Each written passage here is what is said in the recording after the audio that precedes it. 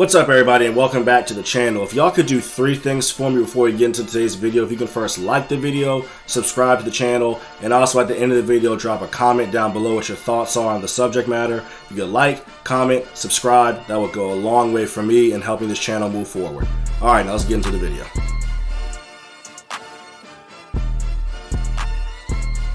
So a few days ago, the NBA had introduced a new concept, something they had been talking about doing for about a year or so now, called the mid-season tournament. And how it essentially works is you have every single team of the NBA will participate.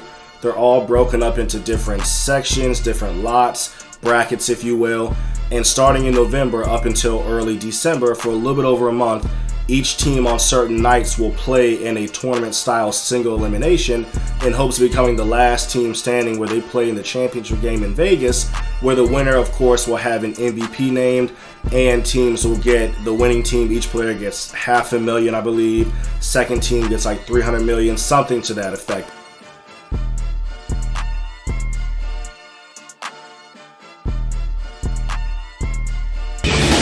I wanna be the very best, like no one ever was. To catch them is my real test. And there were a lot of different thoughts and feelings as to how this tournament, why it's hosted so early in the season, why players would care.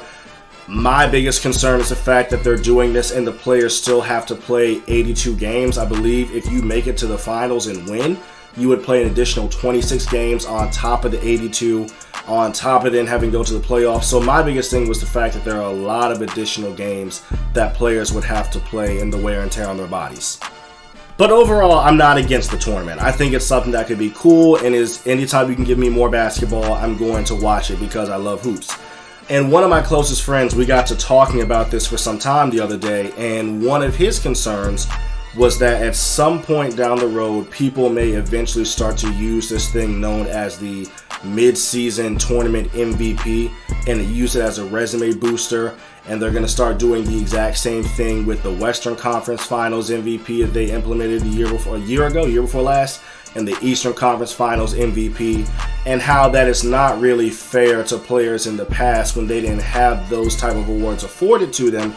And now we're going to have people who are going to, if not already, using these new awards to try to bolster their resumes and say why player A is better than player B. And I agreed with him, because I do think it would be unfair to use a player like a Paolo Banchero or even a Jalen Green if they ended up winning the tournament and getting a finals MVP, and saying that they're better than somebody like a Penny Hardaway because he didn't get an MVP in the mid-season tournament or something like that. I'd like to think most people who talk and think about basketball would be above that, but you'd be surprised what you see on Twitter and even on ESPN. But even if they, let's say they do get better than Penny, it would just be weird prior to them actually ascending beyond him to use that as something to hold over his head. But in talking about that, it got me thinking, we actually already do that. And I'm not talking about the mid-season MVP, I'm not talking about the Eastern Conference or Western Conference Finals MVP. We already use certain metrics, especially awards, to say that player A is better than player B, and the common denominator is time. See, time has a special way of making people ignore or forget certain details that took place in the past. And for my MCU fans out there, a lot of times in basketball, we treat a certain space in time like the sacred timeline, right?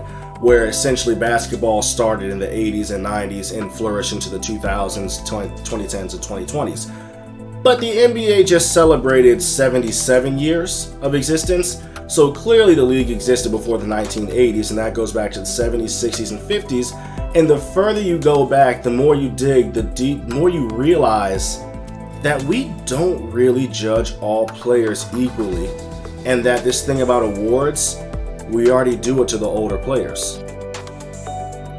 And the player who I think that time works hardest against is none other than Bill Russell. Bill Russell is universally regarded as one of the greatest players of all time. He's in everybody's, I believe, top 15. He's in everybody's top 5 centers of all time. One of the greatest defenders to ever play the game. But time worked against Bill because a lot of the things that we use for modern players, such as MVPs, finals MVPs, all defensive selections, Defensive Player of the Year award, things of that nature. A lot of those things didn't exist when Bill played basketball, and if they did, I am certain he would definitely be in the GOAT debate. If not, a lot of people would consider him the greatest basketball player who ever lived. So let's go over Bill Russell's resume real quickly. So Bill Russell is an 11-time champion, a 5-time league MVP, a 12-time All-Star, an 11-time All-NBA selectee, 3 times he was first team, 8 times he was second team. He is a 1-time first team All-NBA selectee, and he led the league in rebounding 4 different times. And when you look at that, you think to yourself, that's one of the greatest resumes the league's ever seen. What is it that's working against him? And that's when I reiterate that time is working against Bill Russell. So when Bill Russell played, Finals MVP was not a thing. It did not exist until the very last year in which he was in the league, in which he won the championship, but they gave the Finals MVP to Jerry West. Which, can we bring that back? Because I can think of a few times where a player who lost in the Finals should have actually walked away with Finals MVP. But regardless, Finals MVP was not a thing until the very last year that Bill Russell played in the NBA. On top of that, blocks were not a stat that was recorded, steals were not a stat that was recorded, there was no such thing as a Defensive Player of the Year award, and all defensive teams, they came into play, as you can imagine, the very last year that Bill Russell was in the NBA. And he still made first team in his last year playing basketball. So I think to myself, what if all those things existed while Bill Russell was playing basketball? What if there was a Defensive Player of the Year award? What if there was a Finals MVP? What if blocks were a stat? What would Bill's resume look like if all of those things existed back in the late 50s through the 60s? And let me tell you, his resume would be absolutely ridiculous. So in going back and looking over every single finals that Bill played in, along with what people who have watched him play and gone back and looked through all his games and done all the counting stats, I was able to come to a conclusion that in addition to the resume I read you earlier, Bill would still be an 11-time champion, a 5-time MVP.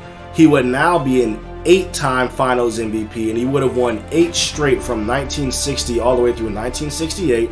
He would have been a 12-time first-team All-Defensive selection, a 9-time, at least 9-time Defensive Player of the Year award recipient. He would have shattered, if not doubled, Hakeem's record for the most blocks per game. Hey, the game was played close to the basket back then. It is what it is. Bill would have a lot more blocks.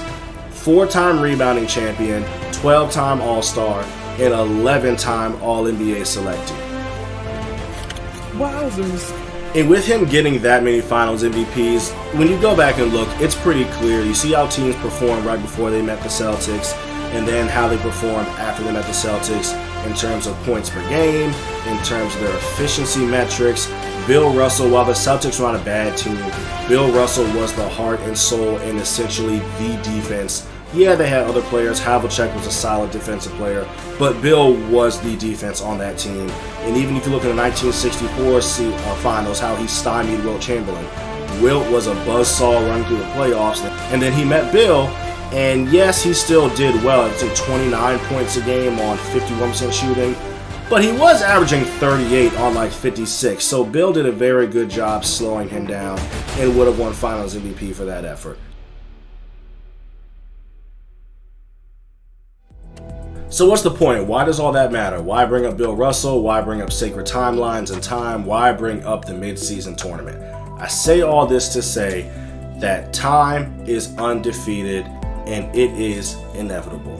We have a player like Bill Russell who, if he had played basketball later, that he would have amassed more accolades, and I firmly believe many people would probably look at him and say he is the greatest player to ever live. But because those things do not exist, and they exist for players like LeBron, they exist for players like Michael Jordan, they exist for players like Kareem Abdul-Jabbar, Kobe Bryant, and so forth, Bill takes a back seat to them because he doesn't quite have the resume they have. And the same is going to happen in the future. 20, 30 years from now, there will be people, fans, media heads who will say that LeBron James didn't win mid-season tournaments, neither did Michael Jordan. Kobe didn't win conference finals MVPs, and for that reason, he can't be considered the greatest of all time. I'm not saying I agree with it. I'm not saying I co-sign on it. But the one thing I do know is that time is undefeated. But let me know what your thoughts are down in the comments below. If you agree, if you disagree, if you think there's another way to make sure that the same thing that happens to Bill Russell doesn't happen to our current legends. Put that down in the comments below. We can have a healthy sports dialogue about it. But until next time, I'll catch y'all in the next video. And salute, respect, and RIP to Mr. Bill Russell.